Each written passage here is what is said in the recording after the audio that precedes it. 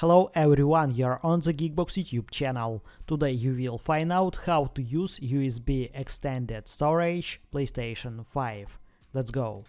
Is it possible to use USB extended storage? Yes, but there are conditions. Open Settings, Storage, USB extended storage.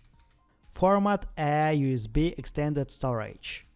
The USB version must be from 3.0.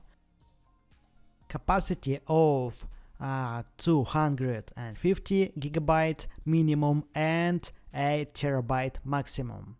If your USB drive is suitable, then start formatting for the PlayStation 5 system. After that, select installation location and choose USB extended storage.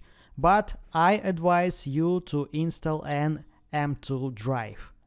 That's it. Now you know how to use USB extended storage PlayStation 5. Thanks for watching. Don't forget to like and subscribe to the channel. Good luck and see you soon.